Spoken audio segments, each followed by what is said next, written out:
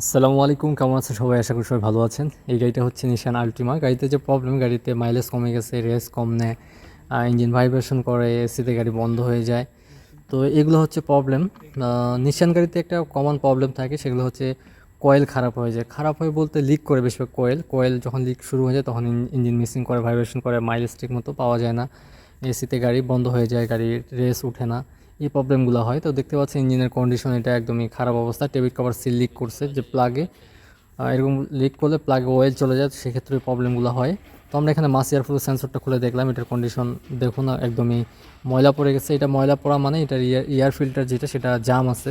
তো গাড়ির মাইলেজ পাইতে গেলে, যদি ভালো পেতে চান, অবশ্যই এয়ার ফিল্টার আপনাকে ক্লিন রাখতে হবে। আর mass air flow sensor, spark plug, coil এবং অক্সিজেন সেন্সর যেটা সাইলেন্সারে লাগানো থাকে। তো এই কয়েকটা বিষয় যদি আপনার পারফেক্ট রাখতে পারেন গাড়ির, তাহলে ইঞ্জিনের মাইলেজে কখনো ড্রপ হবে না, পেট্রোল কম খাবে গাড়ি, এবং পিক আপও ভালো নেবে, গাড়ি টানেও আপনি মজা পাবেন। তো দেখতে পাচ্ছেন এখানে যে এটা হচ্ছে এয়ার ফিল্টারের কন্ডিশনটা প্রায় ব্লক হয়ে গেছে, এত পরিমাণ ধুলা জমে গেছে। তো এয়ার ফিল্টারে যখন ময়লা জমবে সেক্ষেত্রে আপনার ইঞ্জিনটাও কিন্তু খারাপ হয়ে যাবে। এই ময়লাগুলো কিন্তু আপনার রিং পিস্টনে যখন যাবে ভিতরে, সেক্ষেত্রে আপনার রিংগুলো তাড়াতাড়ি কেটে যাবে, সিলিন্ডার যে বোর্ডটা আছে সেটা ক্ষয় হয়ে যাবে, ইঞ্জিন গ্যাস করা শুরু করবে, ইঞ্জিন অয়েল খাবে। তো এটা বেশিরভাগ ক্ষেত্রে আপনি হাওয়া দিয়ে পরিষ্কার করে নেবেন, বা প্রত্যেক ইঞ্জিন অয়েলের সময় এটা চেঞ্জ করে নেবেন, ইঞ্জিন অয়েল চেঞ্জ করার সময়। তো এখান থেকে আমরা মাস এয়ারফ্লো সেন্সরটা খুলছি, এয়ার ফিল্টার ক্লিন করব, এবং মাস এয়ারফ্লো সেন্সর ক্লিন করে এখন লাগাই দেখবো আমরা এটার কী অবস্থা। কম খরচে কীভাবে গাড়িটা আমরা পারফেক্ট করতে পারি কাস্টমারকে হ্যাপি করার জন্য, ফার্স্ট টাইম আমরা ওইটা দেখব। যদি না হয় সেক্ষেত্রে আপনার এটার ফুয়েল পাম্প, ইঞ্জেক্টর সার্ভিসিং সব কমপ্লিট কাজ করতে হবে। তো এটাই হচ্ছে মাস এয়ারফ্লো সেন্সর। আমরা হাওয়া দিলাম, এখন আমরা এটা পেট্রোল দিয়ে ক্লিন করব। এই জায়গাটাতে দেখুন কীরকম কালো পড়ে গেছে। এয়ার ফিল্টার যেহেতু ময়লা ছিল, তো এয়ার ফিল্টার থেকে এই হাওয়াটা এদিক দিয়ে টানে, তখন মাস এয়ারফ্লো সেন্সরটা সেন্স করে যে হাওয়া কতখানি যাচ্ছে। আর যত বেশি হাওয়া যায় তত বেশি সেন্সরটার যে টেম্পারেচার এটা গরম হয়।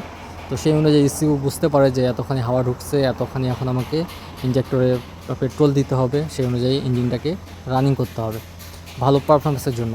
তো এই বিষয়গুলো দেখতে পাচ্ছেন। এটার হচ্ছে পিছনে থাকে ইঞ্জেক্টরগুলো, এই যেগুলো। তো যদি আমাদের সমস্যার সমাধান না হয় সেক্ষেত্রে আমরা ইঞ্জেক্টর খুলে ক্লিন করব।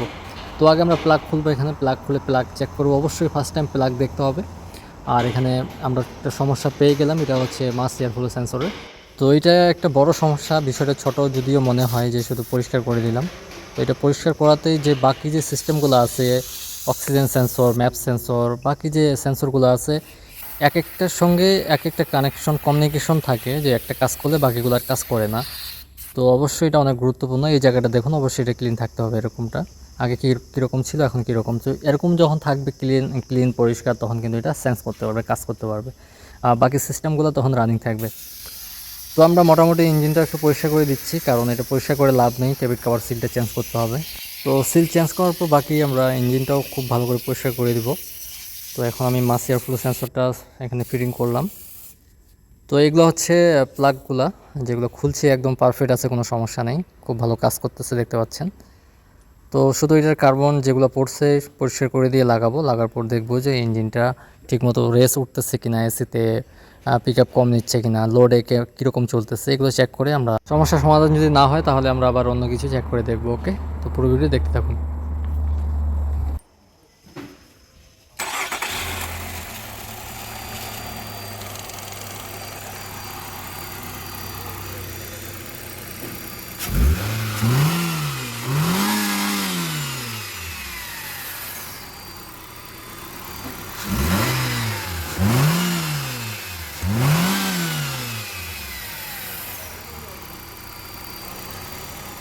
তো আমরা সব কিছু লাগানোর পর স্টার্ট করে চেক করে দেখলাম, আলহামদুলিল্লাহ গাড়ি এখন একদম পারফেক্ট পারফেক্ট পিক আপ নিচ্ছে, রেস উঠতেছে, কোনো সমস্যা নেই, মিসিং নেই।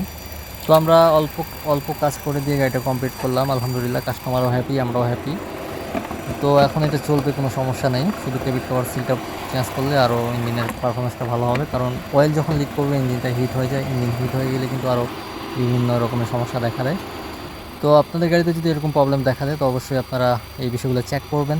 তো গাড়ি চালানোর সময় আপনারা লক্ষ্য রাখবেন যে ইঞ্জিন চেক লাইটটা জ্বলে থাকে কিনা, তাহলে আপনারা বুঝতে পারবেন যে ইঞ্জিনের কোথাও সমস্যা আছে কিনা। তো এই গাড়িতে কোনো সমস্যা ছিল না, চেক ইঞ্জিন ছিল না, কোনো ফল্ট করছিল না, কারণ এটা একদমই খারাপ হয়ে যায়নি। মাস এয়ারফ্লো সেন্সরটা একটু একটু করে কাজ করতেছিল, প্রপারভাবে কাজ করতেছিল না। তো তো সবসময় স্ক্যানারে সব ফল্ট শো করে না, এমনি থেকে গাড়িতে প্রবলেম দেখা দেয়। তো এগুলো হচ্ছে বিষয়, আপনার গাড়িতে যদি এরকম প্রবলেম দেখা দেয় অবশ্যই ignition coil, spark plug, injector, catalytic converter, oxygen sensor, mass air flow sensor, petrol পাম্পের fuel pump, petrol pump, throttle body, এই বিষয়গুলো অবশ্যই চেক করে দেখতে হবে। এই সিস্টেমের একটা যদি আপনার প্রবলেম দেখা দেয়, আপনার গাড়িতে সেম এই প্রবলেমগুলো হবে, গাড়িতে পিক আপ নেবে না, মাইলেজ কমে যাবে। তো মোটামুটি সার্ভিস আপনারা যেগুলো সহজ সেগুলো করে রাখবেন, তাহলে বাকি সিস্টেমগুলো খারাপ হবে না। যেরকম হচ্ছে এয়ার ফিল্টার ক্লিন রাখবেন সবসময়, যদি পারেন চেঞ্জ করে দিবেন, যদি না পারেন তাহলে অবশ্যই থ্রটল বডি এবং এয়ার ফিল্টার এগুলো ক্লিন রাখার চেষ্টা করবেন। এই ছোটো ছোটো বিষয়গুলো যখন আপনি মেনটেন্স করবেন, ক্লিন রাখবেন, তখন বাকি যে বড় বড় সিস্টেমগুলো আছে সেগুলো খারাপ হবে না। তো আশা করি আপনারা বুঝতে পেরেছেন। ভিডিও যদি ভালো লাগে থাকে তো অবশ্যই লাইক দিবেন, এবং যারা এখন চ্যানেলটিকে সাবস্ক্রাইব করেনি চ্যানেলটিকে সাবস্ক্রাইব করে নেবেন। আর ভিডিওটা কোথা থেকে দেখতেছেন অবশ্যই কমেন্ট করে জানাবেন। দেখা হবে নেক্সট ভিডিওতে। ভালো থাকবেন সবাই, আল্লাহ হাফেজ।